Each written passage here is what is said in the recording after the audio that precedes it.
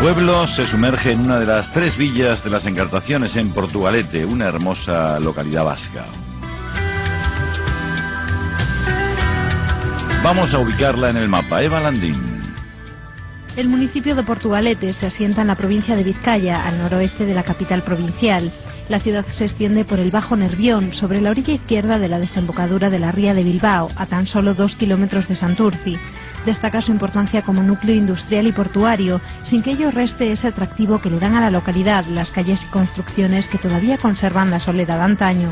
Portugalete está lleno de sorpresas. Hagamos ahora una pequeña aproximación histórica. Diversas poblaciones pasaron por estas tierras desde el principio de los tiempos, pero la verdadera historia de Portugalete arranca en el año 1322, en el momento en que doña María Díaz de Haro, señora de Vizcaya y sobrina del fundador de Bilbao, le dio carta a Puebla de fundación. El papel relevante de la localidad estuvo unido siempre a su importancia comercial y a la presencia en la urbe de fuertes linajes vizcaínos, como el de Salazar. En el Renacimiento, Portugalete participó activamente en la exportación de la lana castellana, que llegaba a través del camino real que cruzaba Balmaseda para ser embarcada hacia Flandes. Hasta el siglo XVIII, la villa ejerció el control marítimo de todo el tráfico comercial que navegaba por la ría de Bilbao. Con el tiempo, se vivieron también momentos difíciles, como los derivados de las guerras carlistas. Ya durante las últimas décadas del siglo XIX y las primeras del siglo XX, la urbe se convirtió en la segunda residencia de la burguesía bilbaína. Poco a poco, con la instalación del puerto de Bilbao en terrenos de labra, Portugalete fue desarrollándose hasta convertirse en un importante núcleo comercial e industrial, sin perder ese aire nostálgico que dejan las piedras la historia.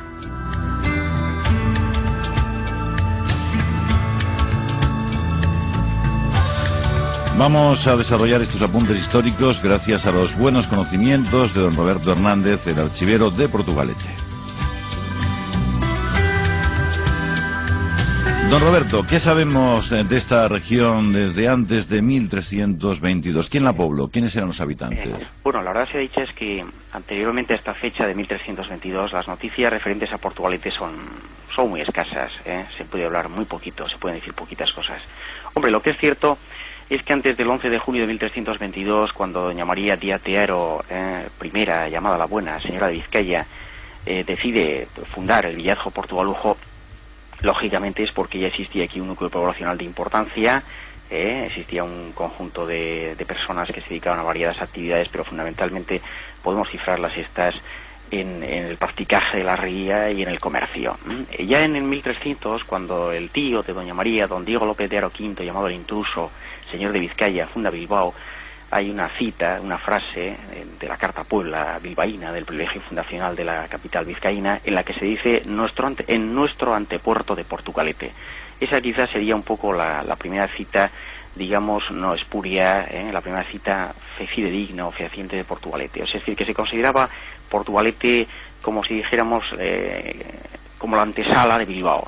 En Bilbao estaban los comerciantes, en Bilbao estaban los que realizaban el comercio, y en Portugalete había otros comerciantes subsidiarios de los de Bilbao, y los transportistas y los prácticos que hacían entrar a las embarcaciones extranjeras o del Reino de Castilla y León o de los reinos peninsulares a través de esa peligrosísima barra de Portugalete. Anteriormente yo creo que, bueno, a pesar de todo lo que acabo de decir, es obvio reseñar, me parece, aunque esto ya es entramos dentro de un poco del terreno de las hipótesis filológicas, de las hipótesis lingüístico-históricas o hipótesis de trabajo, sobre todo, se puede pensar que habiendo monedas romanas recuperadas en la ría, pues cabe pensar en la posibilidad de que probablemente Portugalete fuese un punto de apoyo de la marina romana. Y luego no hay que olvidar tampoco que ya Plinio, Cayo Plinio II, en su obra La Historia Natural, habla de un monte, una montaña toda de hierro, que es Somorrostro, ¿no? En los montes de Somorrostro. Es decir, los romanos realizaban toda clase de trabajos mineros en las cercanías de Portugalete. Por lo tanto, yo pienso que hubo un asentamiento romano quizás en la zona portuaria de Portugalete en tiempos muy antiguos. Porque para que siempre que hay romanos antes hubo otros, seguro, ¿no? Sí, bueno, evidentemente, antes de la dominación romana, que es lo que históricamente está, pues, ya acabo de citar algunas cosas un poquito más atestiguado. Obviamente nosotros, pues claro, formamos parte de la historia de la Hispania peninsular, y aquí hay unos pueblos indígenas. En nosotros, pues lógicamente en el País Vasco se conserva la memoria de 4 tribus, de 4 grandes formaciones tribales, 4 grandes formaciones étnicas, cuya filiación pues todavía está un poquito discutida, sobre todo la que a nosotros nos ataña, que serían los vascones, que habitarían más hacia el interior. Luego estarían los bárdulos, los caristios y los autrigones. Nosotros perteneceríamos a la rama autrigona, también llamados alótrigues, también llamados alótrigues. Los nombres de estos pueblos, desde luego, incluso el de vascones, son denominaciones de clara raigambre céltica desde el punto de vista lingüístico. Ahora bien, se supone, evidentemente, y tal como dice Estrabón, que estos pueblos serían pueblos indígenas de la península ibérica, y serían, evidentemente, los predecesores o el precedente del pueblo vasco, de Euskal Herria. Eso está bastante claro. Hombre, lo que está claro es que hay infiltraciones y contaminaciones de pueblos célticos, sobre todo en la Vizcaya occidental, es decir, en la zona que a nosotros nos interesa. Hombre, una de las demostraciones más palpables de todo esto es que el monte Serantes, que está en Santurchi, está en Santurce, es decir, a cuyas faldas se encuentra precisamente la localidad marinera de Santurchi, nuestros hermanos de Santurce, tiene un nombre que es Serantes, y ese topónimo de Serantes se repite en Galicia y en zonas del noroeste. Incluso hay topónimos Serandín en Francia. Por lo tanto, pues hay que decir que hay una infiltración céltica, de pueblos célticos, incluso célticos germánicos, como los nerviones que eran celto-germánicos y procedían pues de Bélgica, de la región de Bélgica, y de ahí tenemos el nombre del río Nervión, aunque luego en la zona más hacia dentro de nuestro territorio se llama Ibaizábal, ¿no? Un nombre que significa río grande, río ancho en euskera, en vasco. Y parece que no había nada antes de doña María de Haro, Díaz de Haro. ¿Qué hizo esta buena señora? Bueno, pues esta señora, aparte de ser la señora de Vizcaya, la locus tenentis, es decir, la que administraba como oficial regia principal, oficial, la diríamos ahora, ¿verdad? Como oficial regio delegado del poder monárquico del rey de Castilla y León, en este caso en esta etapa pues de los reyes castellanos, ¿no? De Enrique III, etcétera y tal. Doña María fue fundadora de varios villazgos, de varias villas, ¿no?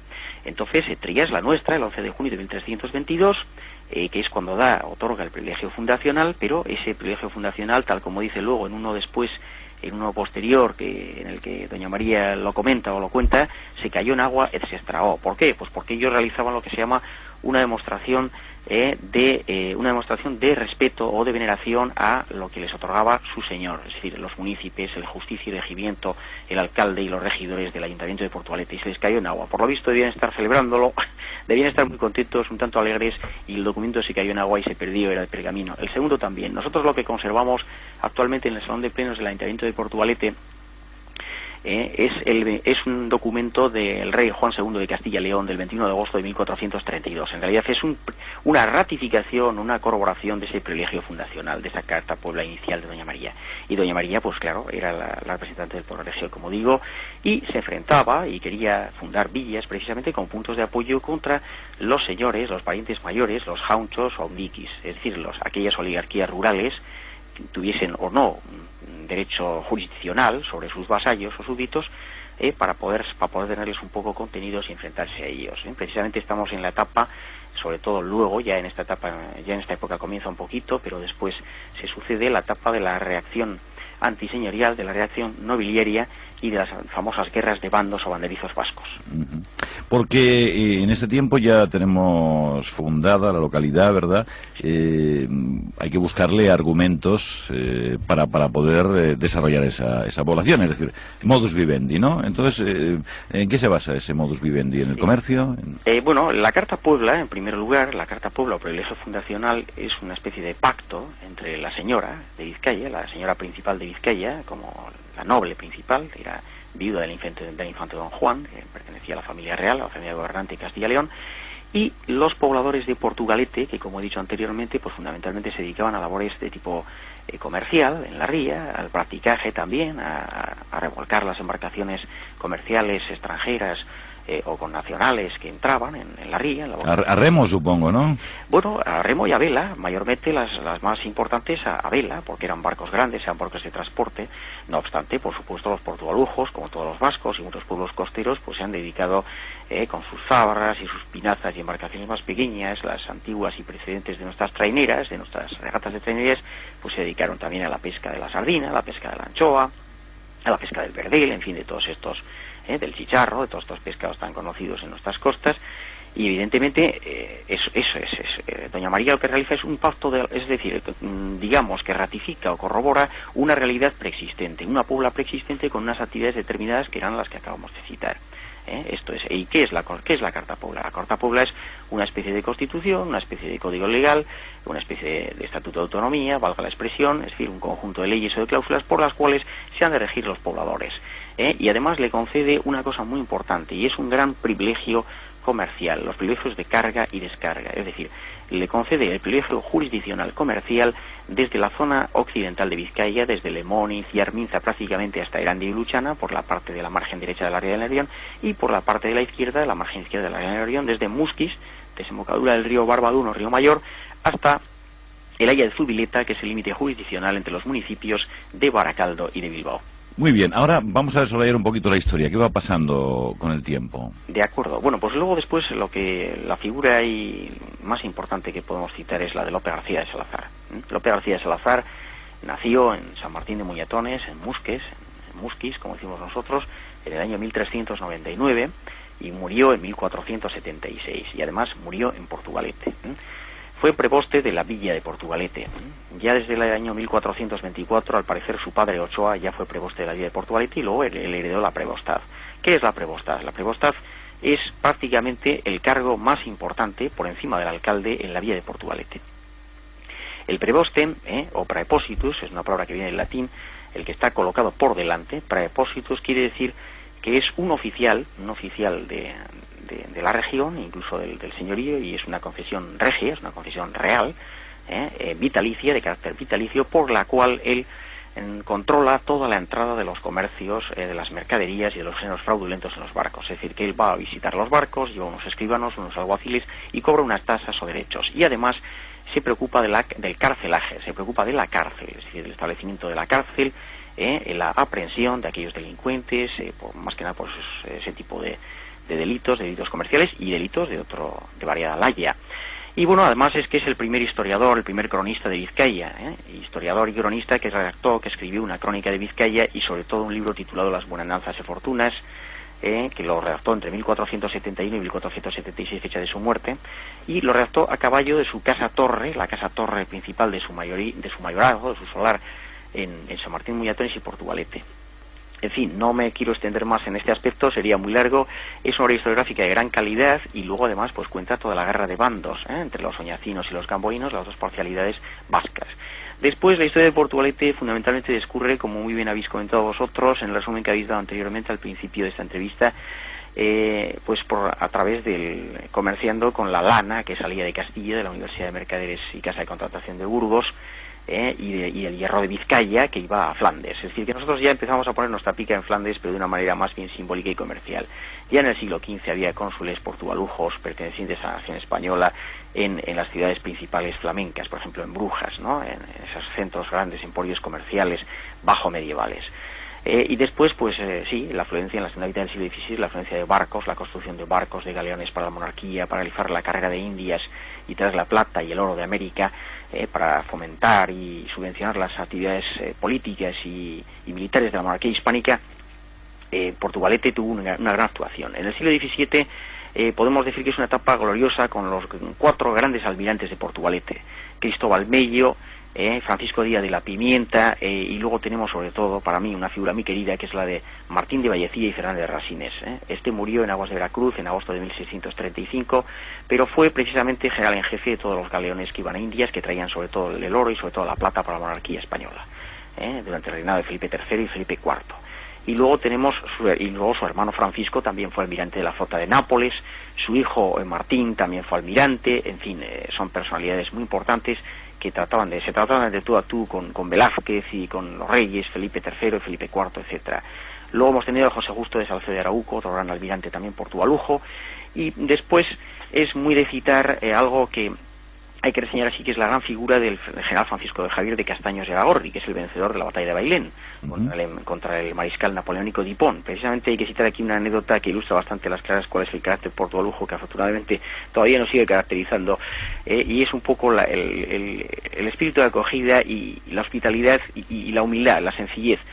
cuando el general Dupont le dice: aquí os entrego mi espada, vencedora en mi batalla, son 100 batallas, el general Castaños respondió: pues yo es la primera que gano, en un estilo muy portugalujo. El general Castaños fue presidente del Consejo de Regencia, actualmente, y fue el primer marqués de Portugalete, y luego barón de Carondelet, y todavía existe, por supuesto, quedan sus descendientes en Sevilla. Ahora sí, ya en Sevilla, se afincaron en Madrid primero, luego en Sevilla.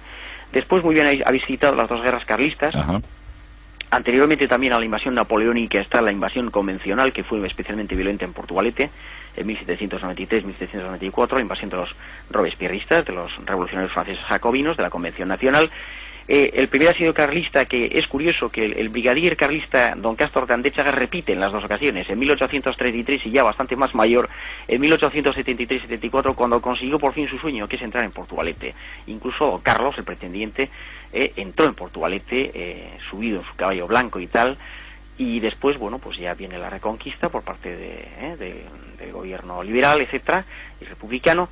Y luego, efectivamente, como bien habéis citado, Portugalete se establece como reputada estación balnearia, estación de baños. Precisamente ya en la primera mitad del siglo XIX, antes de la guerra carlista, del segundo asedio carlista de 1873-74, en Portugalete ya en los años 40 del siglo XIX, la centuria decimonónica, había casetas en nuestra playa, teníamos un gran playón que continuaba hasta Santurce, y era un lugar de residencia favorito, no solamente de la burguesía vizcaína y la burguesía vasca, sino que también afluía gente de la burguesía madrileña, zaragozana, andaluza, y además en la primera mitad y a mediados, y también, sobre todo, fundamentalmente en la última mitad del siglo XIX, pues aquí vienen a sentarse familias de los ingenieros belgas, franceses, británicos y alemanes, que eran los que dirigían los destinos de las grandes compañías y de los ferrocarriles mineros, de las grandes compañías mineras y de los grandes ferrocarriles mineros de Vizcaya. Y luego pues teníamos un balneario en 1879, en el cual pues había bailes de vals, en fin, con su piano, con sus grandes habitaciones, a todo lujo, a todo tren, etcétera. Portugalete en 1879, a partir de 1879 y pasada la guerra carlista, pues digamos que tiene un gran desarrollo urbanístico. Aquí vivían las grandes familias de la burguesía vasca, y antes de Neguri fue Portugalete. Yo siempre quiero decir que antes de Neguri y antes de Guecho, antes de la margen derecha, primero fue Portugalete. Más tarde, cuando ya a finales del siglo XIX y principios del siglo XX se va obrerizando, sobre todo después de la creación en 1902 de Altos Hornos de Vizcaya, que fue una idea que tuvo el portugalujo Víctor Chaval y Salazar, aunque murió antes de poderla coronar con éxito en 1900. Portugalete se constituye eso en una zona de residencia de los privilegiados, residencia de la burguesía vasca y tal. Y hemos tenido grandes personalidades también a lo largo de la historia de Portugalete, no solamente los vallecillas citados, sino luego más adelante en el siglo XIX y en el siglo XX. Después, pues ya sabéis, la etapa tan luctuosa de nuestra guerra civil, ¿no? Que aquí duró poco en Euskadi, el 36 al 37, y luego ya el franquismo. Uh-huh. Y todo este tiempo ese lugar, ¿no?, de solaz y disfrute ha ido cambiando. ¿Cuál es la situación? ¿Cómo se llega a nuestros días? Actualmente, bueno, pues se me ha olvidado citar anteriormente una cosa muy importante. Por cierto, se nos olvidaba también lo de la famosa barra, ¿no?, de Portugalete, ¿no? La barra, fue eliminada. Hemos citado anteriormente que era la barra, y había unos señores que eran los pilotos lemanes o lemanaris. El lema significa timón en euskera, y estos señores eran de Portugalete generalmente, y eran los encargados de que los barcos pasasen sin problema. Sin problema, ¿no? Pero en 1887 el ingeniero navarro Evaristo de Churruca y Brunet, cuyo monumento se puede ver en el vecino municipio de Guecho, junto a la playa, junto a la pequeña playa que todavía conserva la localidad, que es la localidad vizcaína hermana nuestra, pues ya se destruye esa barra, se acaba con esa barra, con el famoso muelle de hierro, que se inaugura en esa fecha, como he dicho, en 1887. Actualmente constituye un paseo y zona de expansión. Nosotros llamamos La Punta, popularmente. Ya pasa de ser de hierro, luego en el año 35 ya se pone cemento y, en fin, y unos forjados por dentro e interior, ya cambia totalmente su aspecto. Y luego, una cosa muy importante, lo que en euskera se dice lotura, unión, que sirve de unión y que es el símbolo más importante de Vizcaya todavía hoy día, y que si Dios quiere, espero que lo sea por mucho tiempo, por muchos siglos, es el puente de Vizcaya, ¿no? El puente colgante transbordador, el primer puente colgante transbordador de la historia, que además es obra de un señor que nació en Sara, que nació en Lapurdi, en el País Vasco francés, en Iparralde, pero que bueno, que pasaba temporadas en Portugalete, cuya familia tenía raíces en Portugalete, aunque era bilbaína fundamentalmente, y que era don Alberto de Palacio de Elisagüe. Entre 1891 y 1893 elevó el puente colgante. El día 28 de julio de 1893 se elevó el puente colgante transbordador, el primer puente colgante transbordador de la historia, que es el puente de Vizcaya. Y después, pues Portugalete, en la actualidad, en los años 50 finales y en los 60, pues tuvo una gran inmigración procedente de gran cantidad de personas y de gentes de todo el Estado, de toda España, fundamentalmente pues Andalucía, Galicia, Extremadura y Castilla-León y Castilla-La Mancha un poco menos. Y bueno, pues entonces, debido al desarrollo industrial más que nada de los pueblos circunvecinos, ¿no?, de la industria hidrometalúrgica de Sestao, las Altos Hornos de Vizcaya, las industrias navales a lo largo de la ría, etcétera. Entonces, desde esa fecha, en la actualidad, nosotros, pues sí, guardamos todavía un poco esa solera antigua. Nuestro casco viejo está muy cuidado. Tenemos una entidad de rehabilitación del casco viejo de Surposa, que es una fundación paramunicipal, que pienso que lo está haciendo muy bien, lo mismo que Survisa en Bilbao. El Ayuntamiento de Portugalete se preocupa mucho de su historia, y buena prueba de ello es que yo esté aquí, ahora mismo hablando con usted. Y sabiendo mucho de la historia, por lo que se ve. Y bueno, un poquitín. Hacemos todo lo que podemos en nuestro tema, y bueno, pues hay que decir que actualmente, en los años 60, Portugalete sufre un urbanismo caótico. Hubo que alojar de una manera rápida y veloz, y se lucraron muchos constructores, muchas personas quizás con pocos escrúpulos, se lucraron construyendo casas de bastante mala calidad en algunos casos. En los últimos tiempos, los últimos ayuntamientos democráticos se han preocupado de dotar a Portugalete de, pues eso, toda clase de medios desde el punto de vista cultural, de mejorar su infraestructura viaria e inmobiliaria, su parque, entre comillas, inmobiliario, y ha mejorado bastante. Actualmente Portugalete, como desde los años 60, fundamentalmente 70, podemos decir que, bueno, fue un pequeño núcleo comercial a finales del siglo XIX, y luego durante todo el siglo XX, el siglo pasado, se ha constituido más que nada como una ciudad dormitorio, como un centro de residencia escogido, de elección fundamental de las familias de alrededor, de muchos pobladores de los pueblos más industriales de alrededor, como Santurchi y como Baracaldo, Sestao. Ha habido una cierta huida también a la margen derecha, claro está, por la creación de buenas infraestructuras allí, inmobiliarias, pero que todavía tiene y cuenta con gran atracción, y conserva parte de su antiguo comercio tradicional en el casco viejo.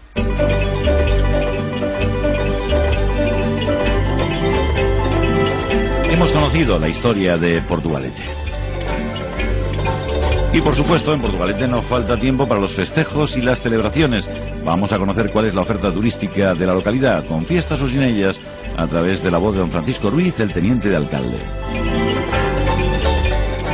Pero si le parece, don Francisco, vamos a empezar por las fiestas. ¿Cuál es el mejor momento para encontrar a Portugalete engalanado? Bueno, la verdad es que Portugalete a lo largo del año tiene fiestas casi de forma permanente, pero fundamentalmente hay tres momentos importantes, que uno es el verano, otro son los carnavales y otro es Navidades. Pues vamos a empezar, si le parece, por el verano, cuando estábamos más de fiestas, ¿no? Sí, indudablemente son las fiestas patronales. Llevamos ya casi 2 siglos y medio celebrando la fiesta del patrón, San Roque, y lógicamente esa tradición ha creado una sensación de fiesta muy importante dentro del Bajo Nervión. ¿Y en qué consiste? ¿Qué hacen ustedes en San Roque? Bueno, prácticamente hay festejos de todas las clases, desde conciertos, verbenas, teatro, en fin, todo este tipo de cosas. Pero fundamentalmente hay una serie de cuestiones que son un poco peculiares. Entre ellas está el día de San Roque, está la Diana Portugaluja, que es el orfeón más grande del mundo. Aproximadamente de 15 a 20.000 personas salen a la calle cantando la Diana Portugaluja y despiertan al pueblo con esta forma tan singular de celebrar la fiesta. Hombre, si salen tantos ya estarán despiertos casi, ¿no? Bueno, aquí toda la gente se asoma al balcón, porque hay gente que trasnocha mucho y siempre hay gente para todo. Indudablemente Portugalete tiene 55.000 habitantes, pero en fiestas del verano la cantidad de gente que acude a la villa es muy importante. ¿Y qué más ocurre en San Roque? Bueno, pues tenemos también vaquillas con su plaza de toros, y tenemos además la bajada. La bajada consiste en que la gente se reúne en lo alto de Portugalete, y a lo largo de todas las calles de la villa baja hasta el mar, que es donde lógicamente se desarrolla el escenario fundamental de las verbenas y fiestas. ¿Coincide con estas fiestas concretamente de San Roque esos certámenes, esas exposiciones de productos agrícolas también, o no? Sí, bueno, dentro de las fiestas de San Roque existe un mercado medieval que a lo largo de todo el casco viejo exponen productos de los más diversos. artesanía, productos autóctonos, en fin, se crea un ambiente muy importante porque además hay espectáculos permanentemente dentro del recinto, vamos a decirlo, comercial. Pues si le parece, ya hemos hablado de San Roque. ¿Qué otras celebraciones tienen lugar? Bueno, fundamentalmente las fiestas empiezan con la Virgen de la Guía el 1 de julio, que es una fiesta muy entrañable, donde todos los portugalujos, muchos de ellos que viven fuera de Portugalete, se dan cita dentro del casco viejo para celebrar un poco esta fiesta, que es una fiesta muy entrañable para los vecinos de la villa. ¿La tamborrada cuándo tiene lugar? La tamborrada tiene lugar al principio de las fiestas. El día 14 sale la tamborrada de Portugalete, recorre las calles y es un poco, pues, como el despertar un poco a la gente para anunciarles que ya están en fiestas. Nos comentaba hace un instante que el carnaval también tiene importancia. ¿Qué ocurre? ¿Cómo es el carnaval en Portugalete? Bueno, el carnaval en Portugalete es una fiesta muy lúdica, que lógicamente la gente se disfraza, hay una gran alegría, hay mucho ingenio en los disfraces, y que empiezan el martes de carnaval y acaban con el entierro de la sardina, que es el miércoles de ceniza. ¿Y en cuanto a Navidades? En Navidades, lógicamente, hay conciertos, hay fiestas y acaban con la cabalgata. Todas las calles en estas fechas tienen una gran animación y es un espectáculo permanente. Hemos hablado de esos cantos. ¿Cuándo emplazamos ese Festival Internacional de Folclore? Pues esto es a finales de julio. Se dan cita el folclore mundial en Portugalete. Vienen de prácticamente todos los continentes y de los más diversos países. Bien, hemos hablado un poquito de esas fiestas de Portugalete, que por cierto, hablando con el historiador, bueno, le hemos preguntado el origen de Portugalete, ¿no? Según nuestras informaciones, pues puede venir de puerto de poco calado. Eso sería, en principio, el origen del nombre de Portugalete. Ya hemos conocido esas fiestas, don Francisco. Vamos a dar un paseo turístico. ¿Por dónde empezamos? Bueno, fundamentalmente hay dos entradas en Portugalete. Una que viene por la autopista y entonces se sale a la parte alta de Portugalete y luego se puede discurrir hacia la zona de la ría, donde están los grandes paseos, bastante salobres, y donde se pueden encontrar grandes singularidades. Podemos entrar en la Basílica de Santa María, que es monumento nacional y que tiene un retablo muy importante. Podemos acudir luego a la Torre de Salazar, que nos recuerda la época de los banderizos, para luego discurrir por las calles de la vieja villa, de la villa medieval, y llegar un poco hasta la plaza del ayuntamiento. Allí podemos observar estatuas y esculturas y, lógicamente, podemos ver el puente colgante y la salida de la ría. De esa ría a la que tanto debe Portugalete y a la que tanto debe Euskadi, porque sin esa ría, lógicamente, la economía de los últimos siglos no se hubiese entendido. Está claro. De estos monumentos que nos ha reseñado, ¿son visitables todos ellos? Sí, todos ellos son visitables, están permanentemente abiertos, pero hay que tener en cuenta que Portugalete ya es un espectáculo en las propias calles. Su trazado de medieval y el casco histórico, que está muy bien conservado, con edificios de notable interés, pues yo creo que animan mucho la presencia y yo creo que despiertan unas curiosidades importantes. También está la antigua estación del ferrocarril y oficina de turismo, ¿no? Exacto, la estación de la Canilla, que en este momento está siendo remodelada, que tiene un especial interés por su estilo arquitectónico. Pero además hay que contar con edificios notables dentro, como los de Rucabado y distintos arquitectos muy importantes. Y ese antiguo monasterio de Santa Clara, ¿no? Exacto, que es el centro cultural de la villa y que acoge permanentemente exposiciones y distintas actividades culturales. Partiendo de Portugalete, si nos vamos un poquito por los alrededores, ¿qué nos recomienda? Bueno, yo creo que Portugalete tiene muy cerca el Parque Natural de la Arboleda, que además se puede contemplar las antiguas minas, que dan también un sentido histórico y grandes curiosidades. Pero además está también la otra parte de la ría, que es Guecho. También Santurce tiene cosas de notable interés, y yo creo que el turista que viene aquí puede emplear el tiempo de una forma muy importante.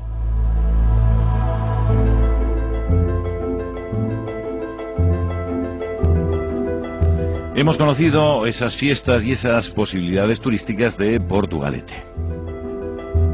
Pero queremos conocer ahora de qué vive la localidad, cuáles son sus pilares económicos. Y lo vamos a hacer acompañados de don Miguel Torres, concejal de Economía y Hacienda.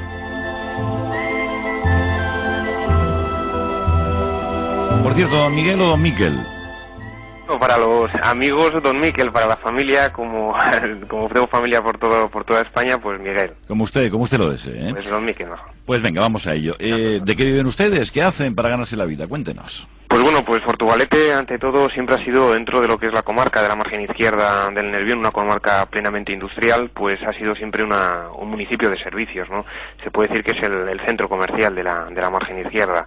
Ello por una peculiaridad pues muy concreta, ¿no? Es un municipio que tiene una extensión muy pequeña, son 3,1 kilómetros cuadrados, pero sin embargo tiene alrededor de 53.000 habitantes, ¿no? Con lo cual... Viven ustedes un poco apretados, ¿no? Pues bastante. Tenemos una de las densidades de habitantes por kilómetros cuadrados más alta de Europa, concretamente 17.000 personas por kilómetro cuadrado, con lo cual ustedes pueden ver que el suelo industrial que hay en Portugalete es muy pequeño o es muy limitado, ¿no? Por eso se ha especializado durante muchos años, desde el principio de siglo, en ser una ciudad plenamente comercial, de servicios. ¿De qué tipo de comercio? De todo tipo, ¿no?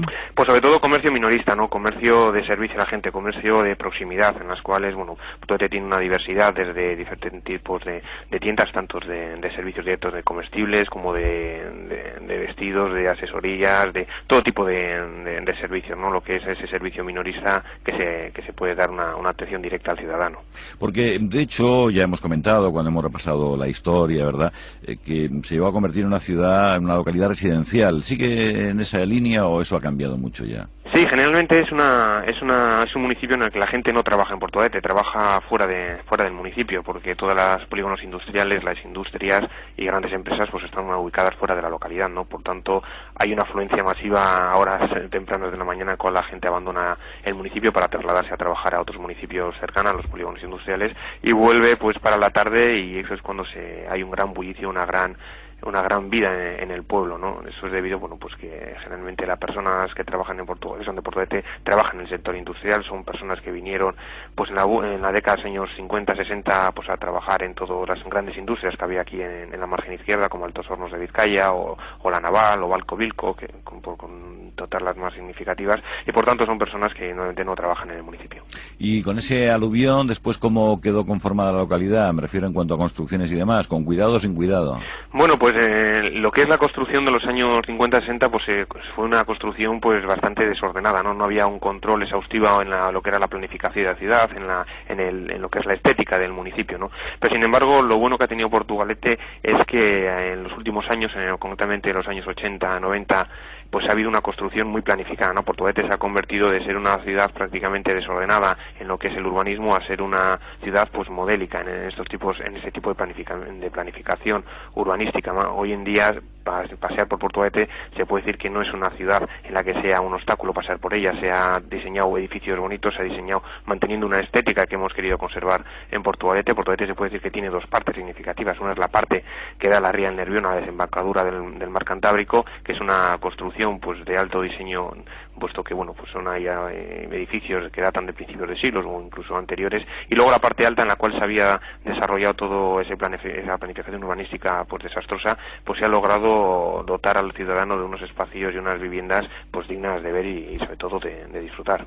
Y en cuanto a esos servicios que en su día se daba desde Portugalete, servicios marítimos, ¿siguen estando o también? Pues Portugalete se convirtió sobre todo en lo que es la puerta al Cantábrico, ¿no? Para todos los barcos que pasaban a descargar en los muelles de Sestao, de Baracaldo, incluso llegaban a Bilbao a lo que eran las grandes industrias que habían ahí para descargar pues gran parte de mineral y llevarse pues parte del hierro que se sacaban de los montes de la margen izquierda. Pues indudablemente Portugalete era el centro logístico donde se encontraban todas las grandes empresas que se dedicaban al comercio marítimo, ¿no? Al comercio con ultramar. Por tanto, esos servicios que se desarrollaron durante los primeros años del siglo, indudablemente hoy se han ido trasladando hacia el gran puerto que se ha hecho a la entrada del Cantábrico, más concretamente en las estribaciones de Santurce, de Ciervana, que es el superpuerto, que indudablemente ya pues los barcos de gran calado pues ya no entran por la ría, salvo contadas excepciones que suelen entrar todavía pues a descargar a empresas que todavía están ría arriba, en la zona de Baracaldo, Luchana, o incluso algunos llegan a Bilbao. Pero se pueden ver hoy todavía grandes barcos que entran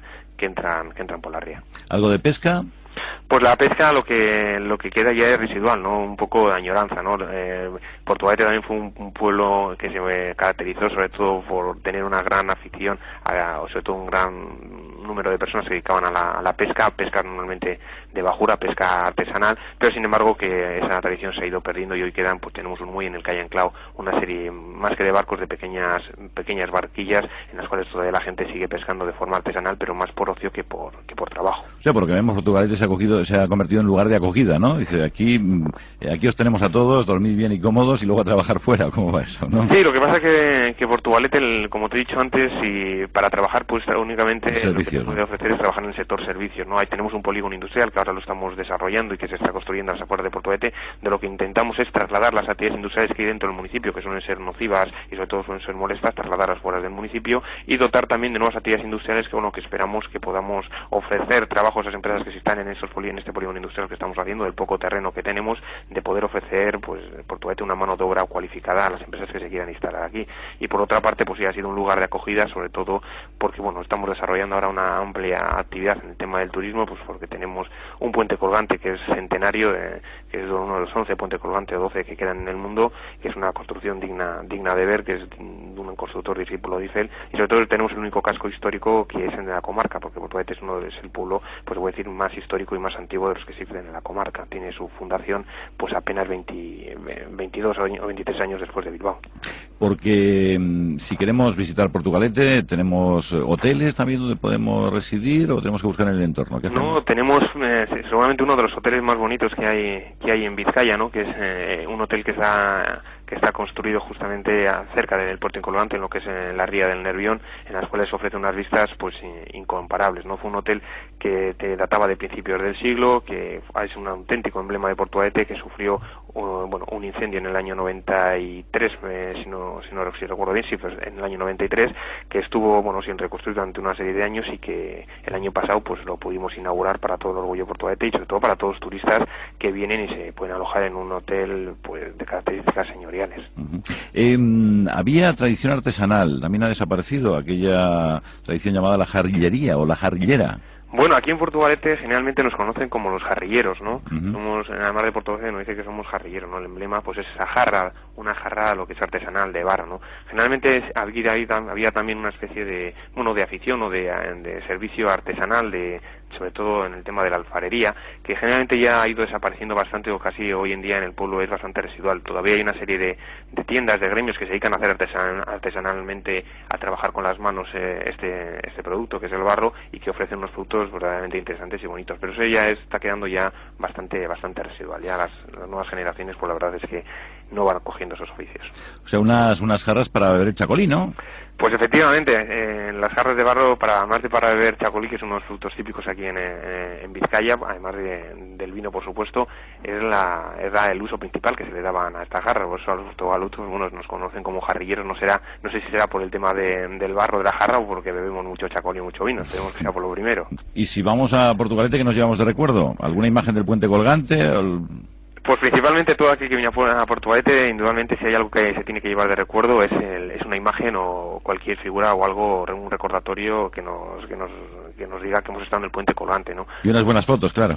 Por supuesto, es una estructura de hierro terrible que atraviesa la ría con un puente transbordador en el que pueden pasar personas y coches, que ha estado funcionando ininterrumpidamente desde principios de siglo y que es la única forma hasta hace unos pocos años de pasar la ría del Nervión, a no ser que fueras hasta Bilbao, con lo cual normalmente si Portugalete vende algo de turismo, normalmente viene representado por el puente colgante.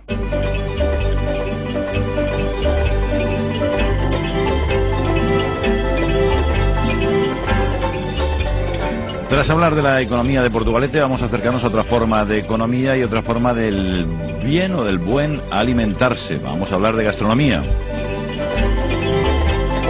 Vamos a conocer esa cocina de Portugalete acompañados por doña Basilia Serrano del restaurante La Fragata. Doña Basilia, entendemos que primordialmente tiene que haber buen pescado ahí, ¿verdad? Hombre, pues si en Portugalete no hay buen pescado, dígame usted. Por supuesto que sí, por supuesto que sí. ¿Y el mejor de todos cuál? Para mí el mejor, el chipirón en la época del chipirón. Eso es, vamos. Eso es un manjar que solamente se puede comer, pues eso, en esta zona, vamos, en toda la costa cantábrica, pero sobre todo, pues eso, en los pueblos de costa, y aunque Portugalete es una costa un poco, pero bueno, nos traen, pues bueno, de Ciervana, nos traen de Santurchi, y entonces, pues vamos, eso es para mí es lo mejor de lo mejor. Bueno, luego tenemos el bonito, tenemos el salmonete, la anchoa, que es una maravilla, son pescados, pues bueno, pues no la merluza, no el rape, no, que bueno, pues que eso se coge en todos los sitios y se trae y se lleva, pero vamos, esos pescados que son los de aquí, que llegan, pues eso, vivos, porque llegan vivos, los tenemos ahí en las fuentes preparados y tal, y están vivos, cambiando de color, eso es una maravilla, eso es lo mejor.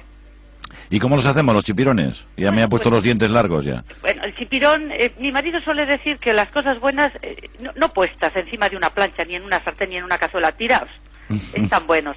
Entonces, vamos, sin dudarlo que encebollados tienen, pues bueno, para mí, pues que tienen un sabor estupendo, que se le ve la tersura, porque no tienen, yo creo que encebollados, aunque claro, en su tinta, pues siempre es la tradición, y bueno, que están muy ricos también, pero vamos, para mí el rey, como mejor me gustan a mí, por ejemplo, es el encebollado, y a nuestros clientes también, Yo creo que toda la gente que se mueve por esta zona, el chipirón encebollado es primordial. ¿Y las anchoas cómo las hacemos?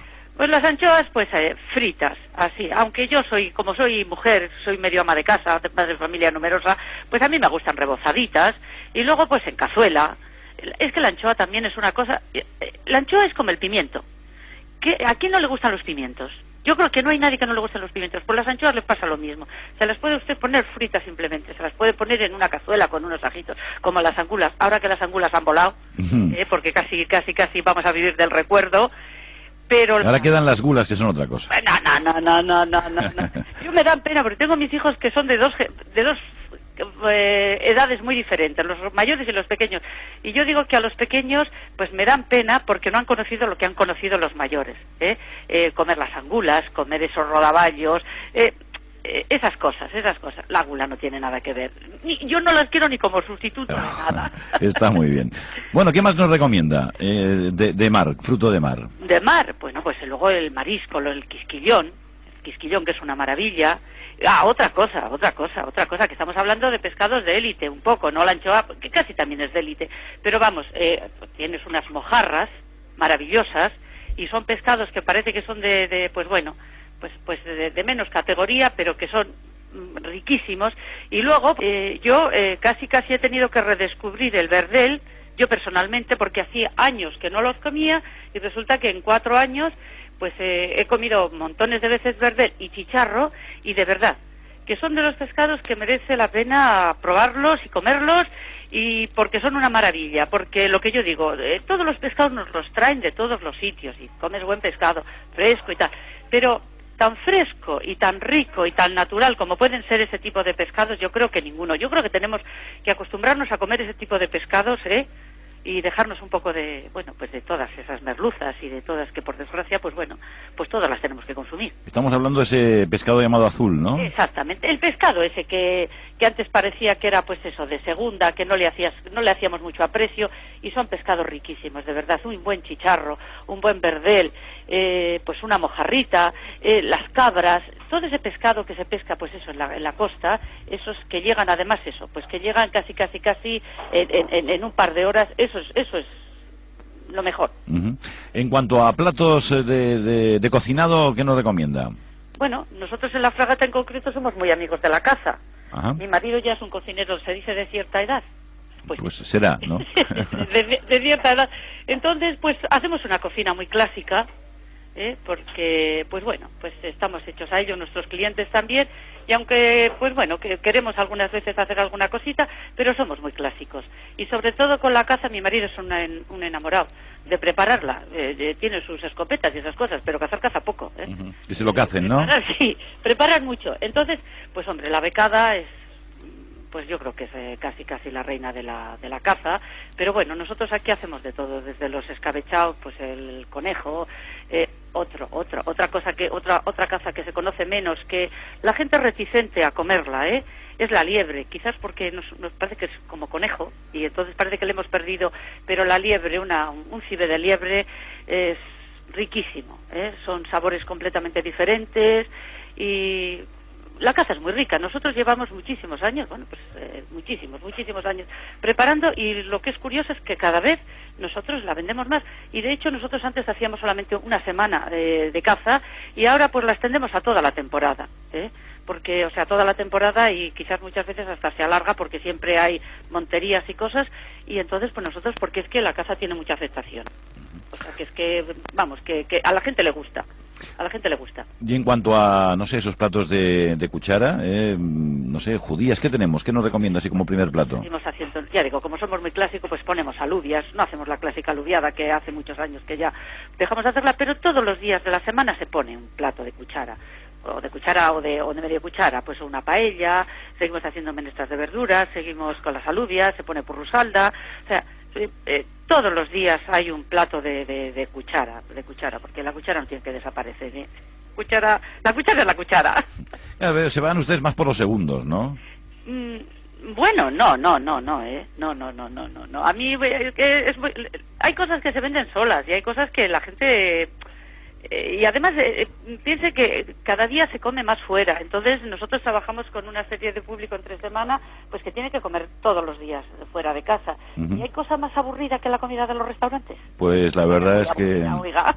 Y además hay que conservarles el estómago para que sigan volviendo, ¿no? Exactamente. Mire, yo le voy a decir una cosa, por ejemplo, de los políticos. Yo he conocido muchísimos políticos y entonces pues cuando no se dedicaban a la política, eran chavales jóvenes, les he dado de comer y se comían unas cazuelas de marmitaco, unas cazuelas de rabo, unas cazuelas de bacalao, y ahora vienen y va así una tajadita de merluza, no sé qué, no sé cuántos.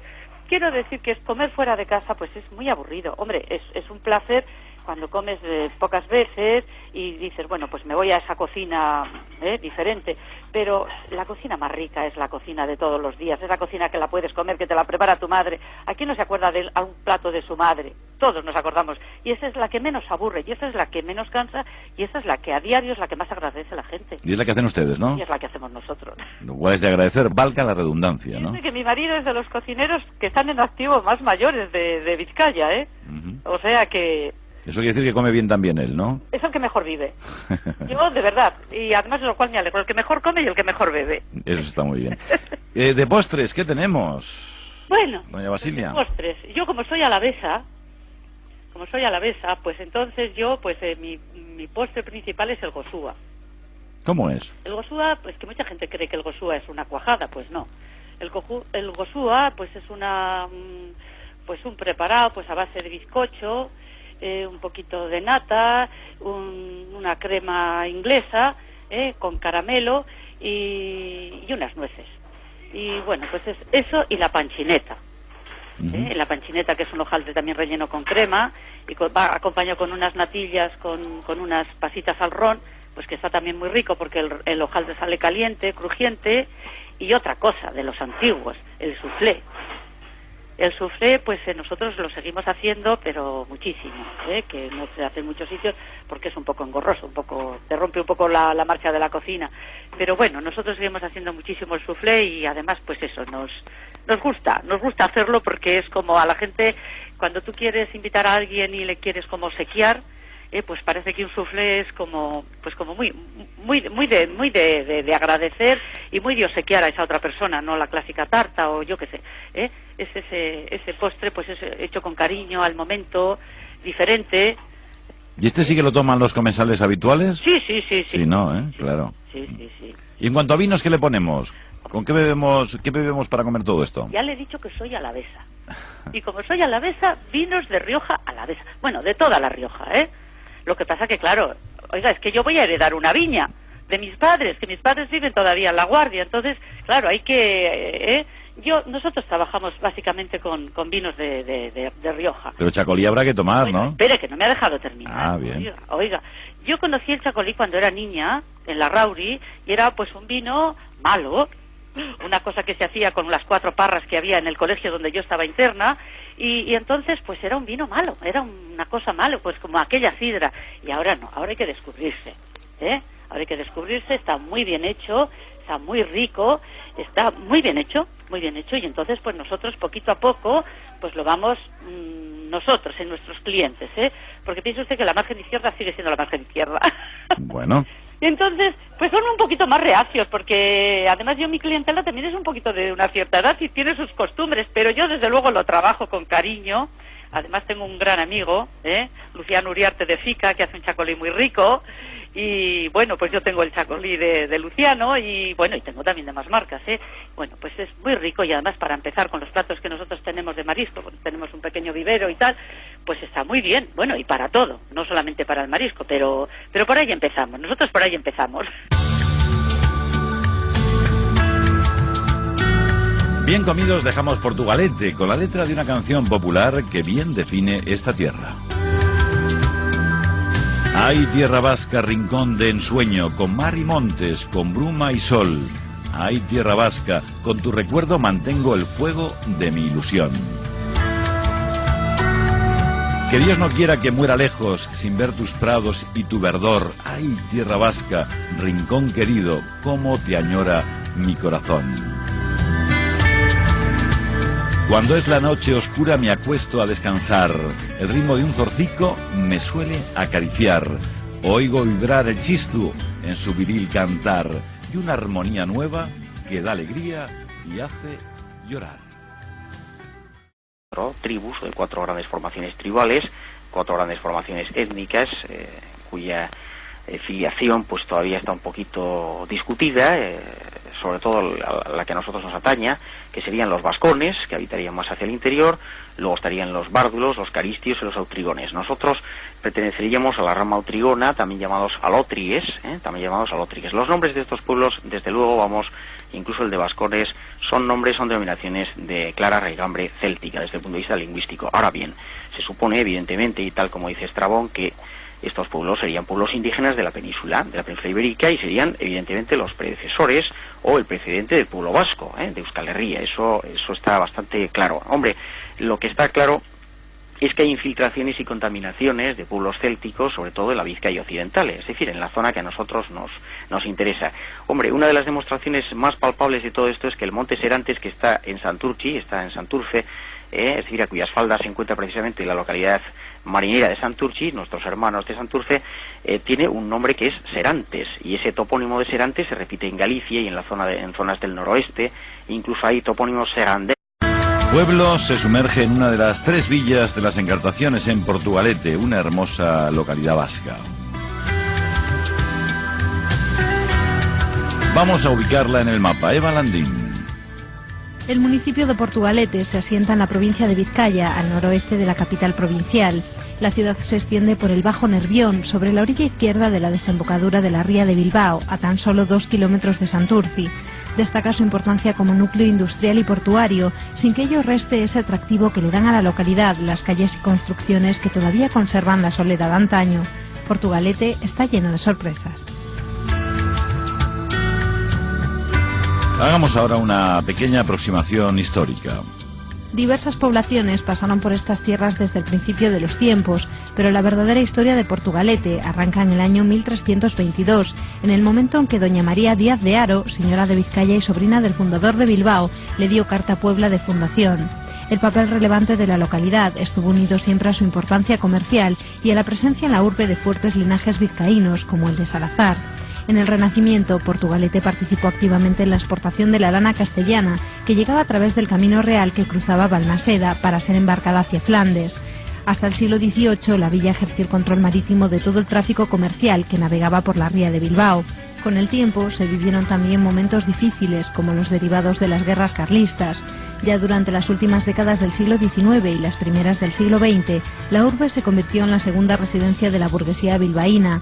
Poco a poco, con la instalación del puerto de Bilbao en terrenos de Labra, Portugalete fue desarrollándose hasta convertirse en un importante núcleo comercial e industrial, sin perder ese aire nostálgico que deja en las piedras la historia.